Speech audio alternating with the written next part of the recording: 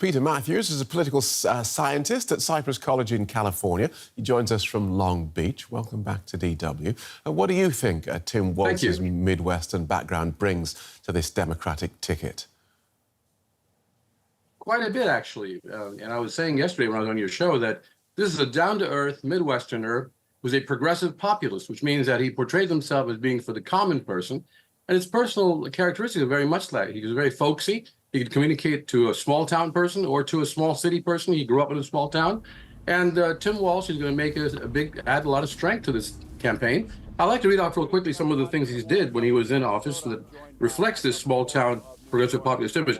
Provided universal free school meals for students, protected reproductive freedom by codifying abortion choice, strengthening voting rights, laying the groundwork to get Minnesota to 100% clean electricity by 2040, cutting taxes for the middle class, expanding paid leave for Minnesota voters, and ending book bans based on ideology. Those are some of the things he accomplished, but I think that reflects his political position, basically.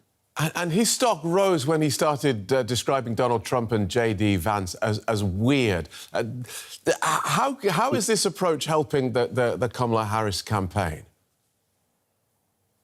Well, it's an interesting word, weird. It's been around for decades. You know, when I was a kid in Michigan, I lived in Michigan, the Midwest myself, that word was used to show that something is outside the norm and kind of strange and a little bit creepy and dangerous. So when you use the word weird, and it portrays Trump and Vance that way, it brings to mind some of the positions that they've taken that are just horrendous, that a lot of American people do not agree with.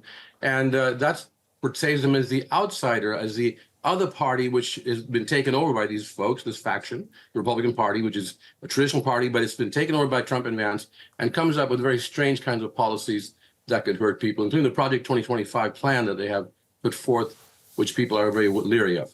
OK, so you laid out a list of the governor's achievements there in Minnesota. Many of the points on that list of his achievements might be talking points that the Republicans can attack Walz on, portraying him as a radical on climate or on guns, for instance. How do you see Republicans attacking Tim Walz?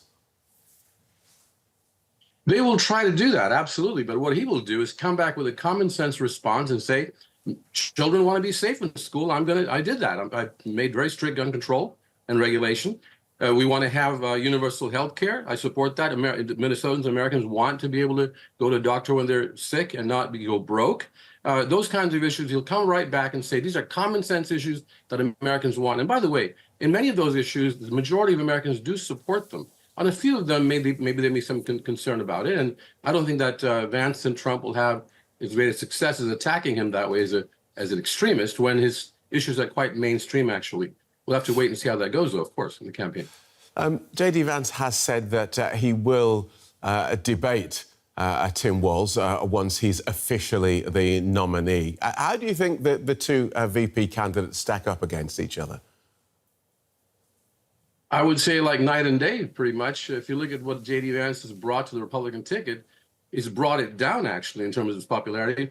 Now President Trump, his numbers are below Vice President Harris. He was way ahead when Biden was there. He was way ahead at the beginning of Harris's campaign.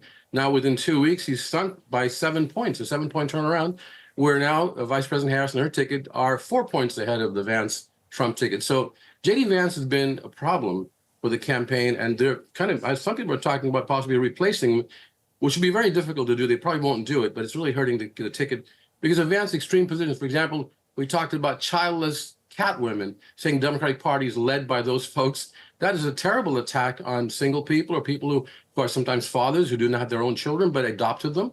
This is very important that Americans believe in blended families, in the new way of thinking, and this is what J.D. Vance is doing, putting it back to a backward condition that many people feel. And that's what Walz and Harris will attack them on. OK, thanks for joining us. Political scientist Peter Matthews in Long Beach, California. My pleasure. Thank you.